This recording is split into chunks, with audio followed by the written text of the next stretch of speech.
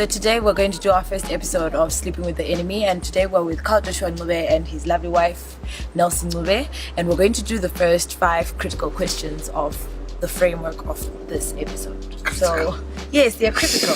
We're yet to have an exchange. Let's be critical. Yes, let's us be. So hi Carl. Hi, how are you?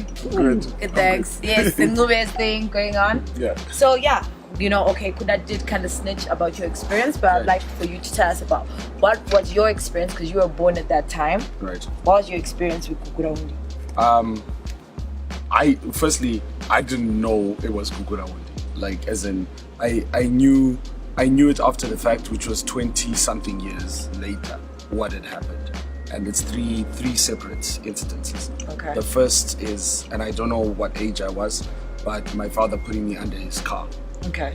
And just a lot of people around, but we were hiding under the car. That's how, you know, that's what happened that day. The second one was my dad telling me to not speak Ndebele on a train, and he had to hide under the train seat while the police and like soldiers came in, and they just asked questions. Where are you going? What are you doing? Okay. And I had to speak in Shona and say, I'm going to go visit my mom. And you know, that Okay. kind of thing. Then the third one is an incident playing cops and robbers with cousins. And instead of it being cops and robbers, I became the dissident who was arrested and put into a wardrobe pretty much 6 hours of the day. Ouch.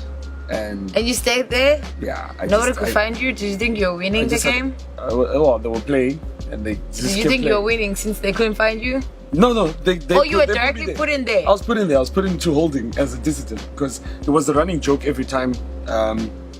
Another set of cousins I used to live with. Yeah. During the news, every time the dissidents were being mentioned, they'd always look to me. And say, that guy is the dissident. Come dissident. That was my nickname. Okay. So was the joke as serious as what people feel now when you're like Gukurahundi? People like me are like, nah, you're not gonna talk about it like that. Like, put some weight into it. I think now at this level of consciousness that I have, I start feeling like that because I never talk about. I don't talk about Gukurahundi. I don't want to listen to stories about Gukurahundi at all. Until now. Now I'm 38 and. Now I'm starting to see myself having these conversations, and they're evoking emotions about things I didn't understand at the time. So when I was called dissident by my Shona relatives, I just thought everyone's got a nickname. Someone's called Feti, someone's called Shoti. I was called dissident. I wanted to also have a nickname, and I thought that was a cool thing. But when I look at it now, I get angry for my former self. I don't. I get it. Oh, is that what was happening? What was happening? So we could pretty much summarize it as a moment of madness at that time. It's a moment of crazy. Yeah. But now it's like belittle it like that as a moment of madness. So I'm just going to interrogate a little bit, Carl. I just need to know. So you are a young Ndebele man who grew up in pretty much Harare. Yeah. Can you tell us a little bit about that? When I look at it, I come from the parents that were divorced, right? So my dad's Ndebele, my mom's Shona. My mom has all the stereotypes that people associate with Shona people, and my dad has all the stereotypes that you associate with Ndebele people. Give us one. So my dad is, for example, he beat up my mom. He drank a lot. Okay.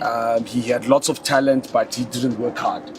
Too much potential. Yeah, too much potential. Never get too kinetic energy. Yeah. So and I say this as that's why I use the word stereotype, because it's not necessarily true. What it is, right? So what's actually funny about it is that I had already made a conscious decision that it was easier to live with my mother. So it was easier to assimilate my Shona heritage than Ndebele, because Ndebele always got me into trouble. Okay. So if I was in Bulawayo, I'd be as Ndebele as the Ndebele. Okay. And then when I go to Harare, I'd have to be as Shona as the Shona. What was the Shona stereotype that? Like, I mean, my mom's hardworking, makes money, successful. So you are a hybrid of Shona and Ndebele. Yeah. And there's this strong negative Ndebele stereotype that you know, and the strong positive Shona stereotype. Do you think those stereotypes bring out a certain level of privilege in Shona people?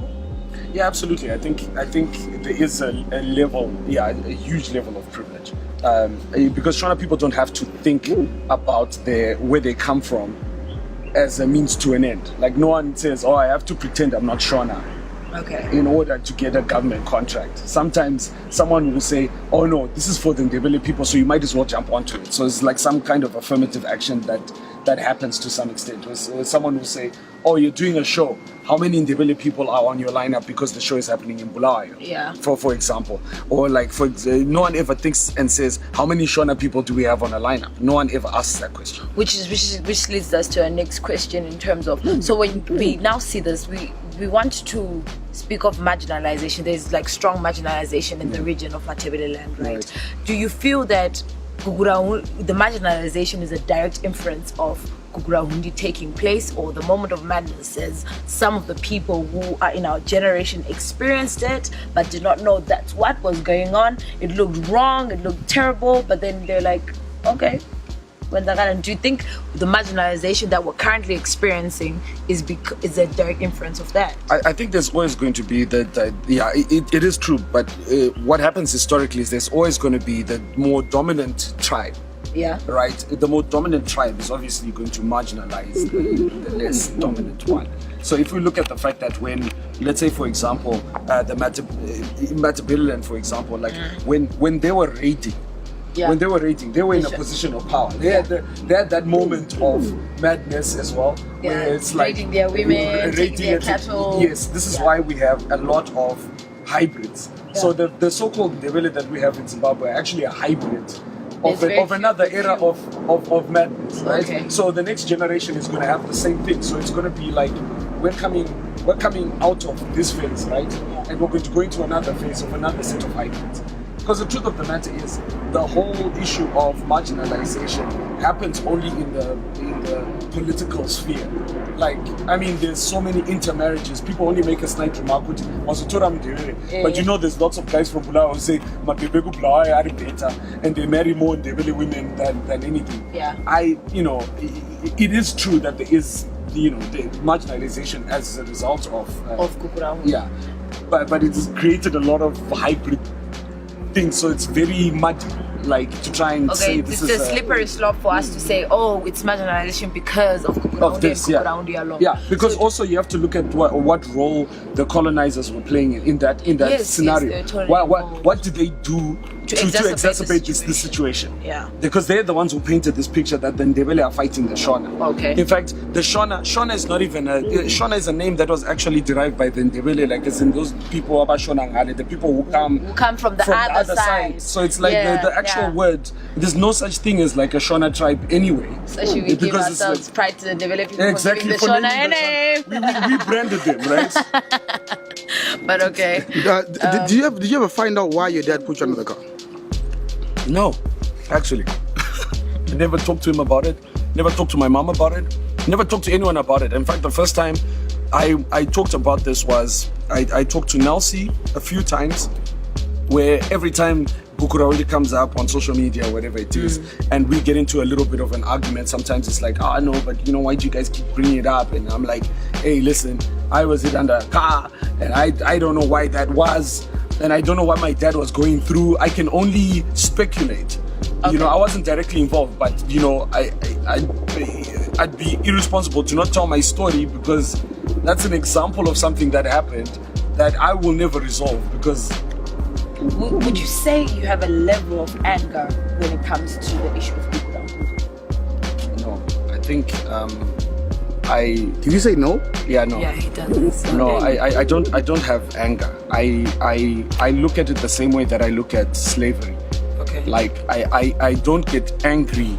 I don't get angry at the course and series of events in history, right? Okay. What I get angry about is the effect it has now in our interactions. So I get angry when I hear someone belittle another person who's saying, we went through this. Okay. And then this person is belittling this person. I'm not personally angry. Okay, but do you understand? It angers me when I see what it's done. What it's done to our people. When a politician uses it. So that's what makes me angry. I'm gonna take this to a little compact situation. You talk about it with Nelsie. Nelsie is Shona, right? Right. And you talk about it. She also has we've had conversations off camera where she expresses that I'm asking this ignorantly because I don't understand, so make me understand, right? So when you have a conversation with someone that you love about this, there's a certain level of tolerance and patience that you exercise in telling them. Do you think if we're to extend that type of love, it may not be the whole my wife, my husband type of love, but is there, if we exercise a certain type of love to explain to people who don't understand how it's going, do you think we'll get the same reaction that Nelsie gives and goes, oh, okay, I get it? Do we get the same, are we looking for sympathy in this whole space? Like, here's what's ironic about it. My wife's, when she says that she's ignorant about it, right? She's at least telling the truth. I'm not telling the truth. The truth is, I don't know what happened. Okay. Do you understand? I don't know what happened. But simply because I'm Ndebele, I'm qualified to say something, to feel anger about it. So in an argument, why should her? Because she lived in Bulawayo all her life. Yeah, she was in Mashonaland. And I lived in Mashonaland most of my life. Yeah. And yet, what's funny is because I'm just the same as race wars. Like I see a black person argue with a white person about slavery. Both of them were not involved in the process. We're talking about an area of privilege. Yeah. But the black person then talks about it as though he was on the boat. And Did you understand? He was chained up, and he was like, he represents something he has no understanding of. He was never there. He has the same understanding as the person who's as ignorant about it. But one of them is telling the truth there. One is literally saying, hey guys, I don't know. I could take some form of He's admitting he doesn't know. Okay. How can I speak on Gukurahundi, something that happened at an age where I'm telling you a very vague memory of what happened? But I know that my cousins who locked me up in the cupboard were douchebags. They did it because they're douchebags. Okay. Now when I then break it down and I say, what was happening at the time? Oh, it was Gukurahundi that was going on. Therefore there was this influence. Therefore these kids did what they did to me. Do you understand? Okay. So what I'm angry about is that incident, but I can't speak as an authority over that situation. Yeah. Okay, so I think maybe it will move us to what would you have done? Like at a level, what would you rather have for us to have national discourse about it and national healing and forgiveness about it? What would Carl want to see? I think like right now, the reason why I haven't talked about it is because I want to be a leading light, a story where when people are talking about Gukurahundi and they're talking about the marginalization of Ndebele people, someone is going to say, as an example, hey, but look at what Carl's done. That's what I want. Okay. I want to inspire a generation to stop using that as an argument for failure. We are in a bad position, right? We have been, the society has told us we are going to fail because we're Ndebele. Okay. Gukurahundi made us fail because it put us in that position. But does this mean we should? Can we not rise up out of it? That's my point. So like, but do we need to rise up? Do we need to rise up by calling the Gukurahundi card, or do we rise up the same way that we control areas of the economy? We support things that we see that are coming from our community. Yeah. We just make sure that we're leading lights. We can't jump into that argument. Let the public jump into that argument. But as influencers, we have a much bigger responsibility to take our people from one end to the other. I mean, for crying out loud, we have the least amount of political capital in Ndebele itself, right? That we're not Victoria Falls is in Ndebele, right? Yeah. This is what I don't understand, right? And it's so weird that it's almost like how South Africa sells Victoria Falls as its own. Yeah. That's what the Shona people are doing with the resources that are in Bulawayo. They're selling them better. They're the ones with the shops in town. They're the ones running the businesses. They're the ones running the banks. So your message is not necessarily to the Shona person who is dismissive of Gukurahundi, but the Ndebele people, Matebeleland people. I really don't. I hate saying Ndebele people because there's so many other people. Yeah. Oh, exactly. We're not all Ndebele. Yeah. The people from Binga, they're not all Ndebele, right? Yeah. But then they might have felt the same effect of Gukurahundi, right? So are we saying the challenge is up to us to say, let's stop playing that card because we're only beating ourselves down about an experience that most of us who are alive today should not go through, but are carrying an anger because there's some sort of authority.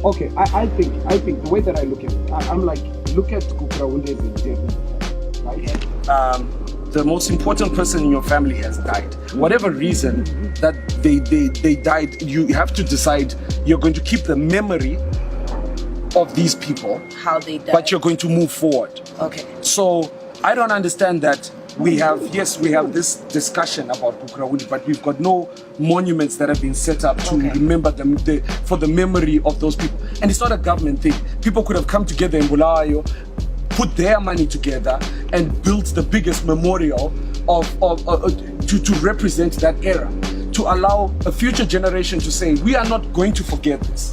But we are not dwelling on it. Yeah, yes, we're going to move forward, and every once in a while we come back here and we remember, right? I like that, because you've shifted the response. So you're not saying you don't have a problem with the whole national politics influencing or making policies for us to address Gukurahundi, but then you're giving that responsibility to the people who are affected directly by Gukurahundi, the Ndebele people, right, to say, bring in what you have together, let's do something and let's create this space. The same way we're so proud of Matopo, the same way we're so proud of Victoria Falls. Create that monument and make that a tourism space that does not dismiss the existence or what happened.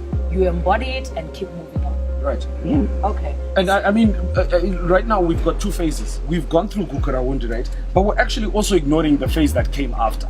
I mean, we're talking the economic death right now, like families broken, people died. I mean, I've literally lost more people in what happened with this economy, right, than what happened previously to that.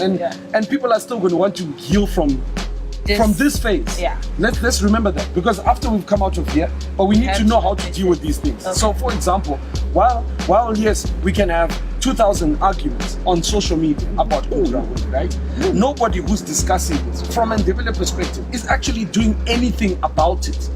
That's what bugs me, right? So yes, you can have a discussion about it, but is that going to make you feel better than actually doing something about it? Like, what are we doing about it? If your position is going to be militant, then use that. If it's going to be a political party, then do that. Okay. What I find so shocking right now is that we can have this entire discussion about Gukurahundi, but there's no Ndebele type political party that has been able to harness all of this information and be able to set themselves politically with that agenda. Mtwakazi has tried to do No, Mtwakazi is not looking, I mean, they're looking at devolution and like, what they're doing is they're talking about like things that are going to benefit the politicians that are involved in it. I'm talking about people. What are they doing? Okay. What have they done? Okay, well, let's talk about Mtwakazi. What have they done for the people? What are they actually doing physically? Because they're waiting for when we get into power. It's the syndrome that we all have in Zimbabwe. When we get into power, we shall do this. I've done so much under this current power.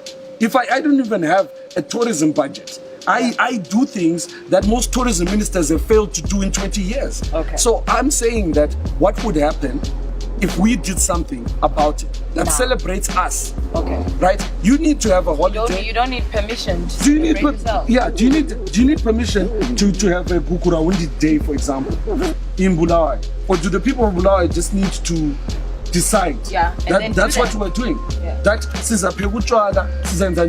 to commemorate all that blood that was lost. Why have we not done anything? Anything that celebrates or even passes down from generation to generation stories? Why is it that the Jewish people have managed economically to become a powerhouse in this world, and yet, are you telling me they didn't go through what we went through? I think they went through worse. So why do they control the money? They rose up to the challenge. That's what I'm saying. Like, so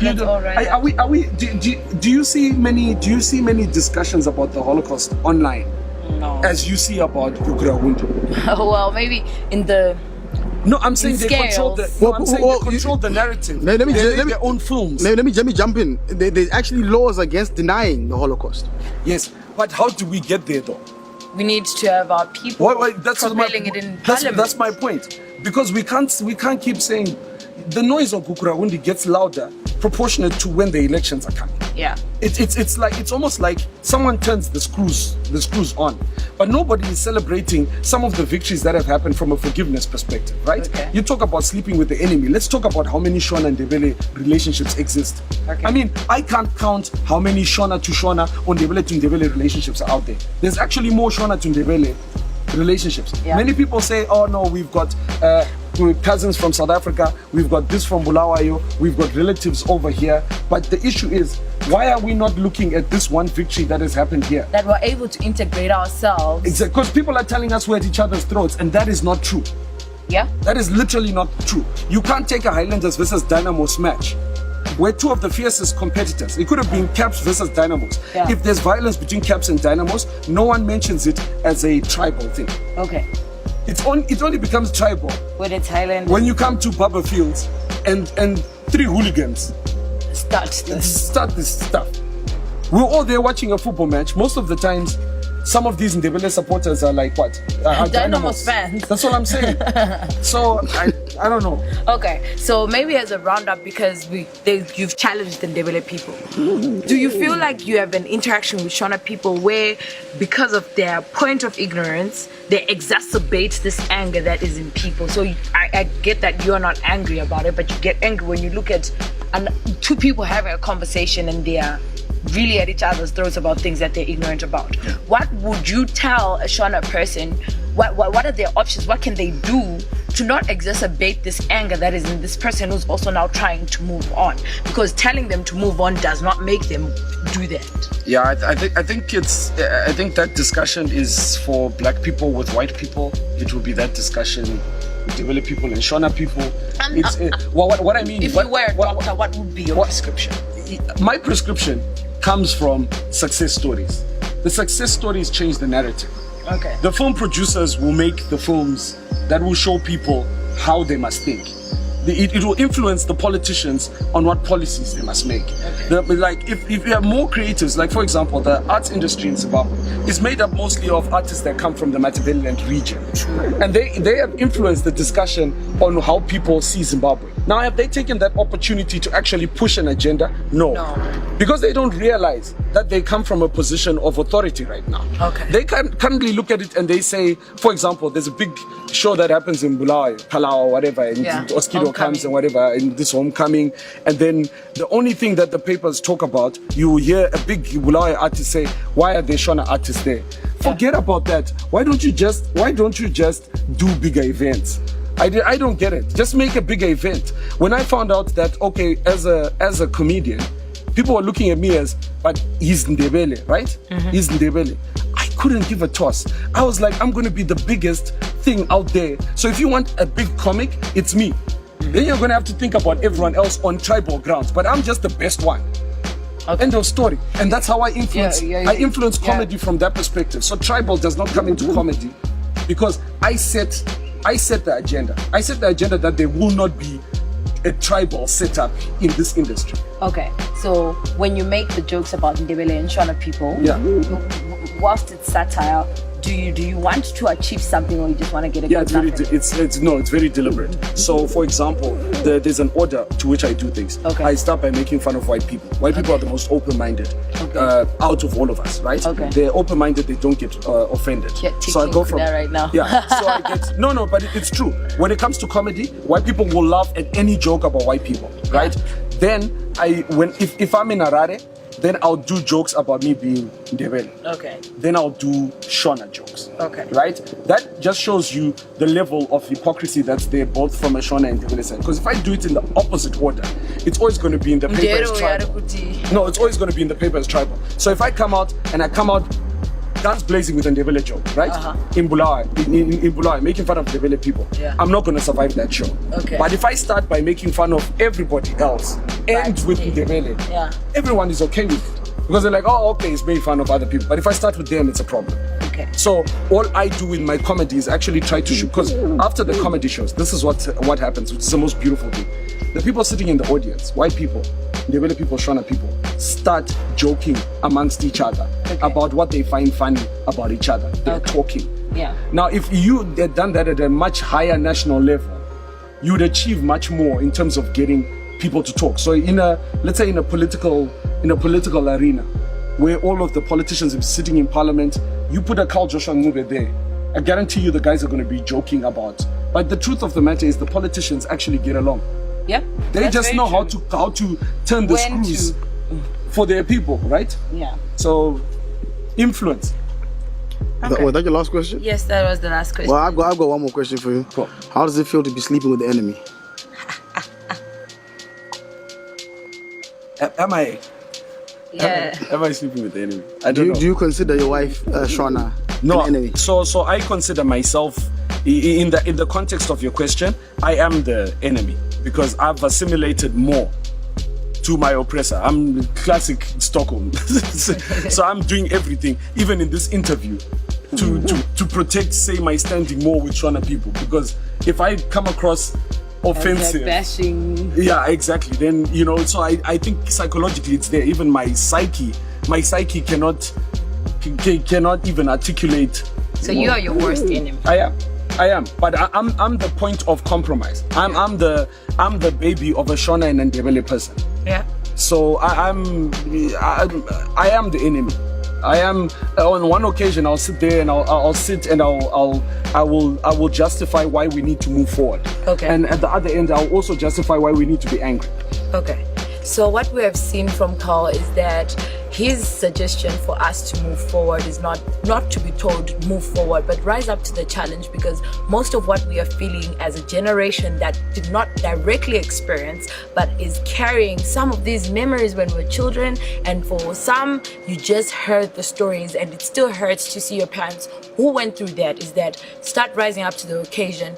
Everything else or the effects of Gukurahundi are not denying that it happened, but what are you going to do about the situation? So it has happened. Celebrate their lives, celebrate the sacrifice that they went through for you to be here, and do the most out of it. It's been Sleep with the Enemy episode 1. Catch us on episode 2.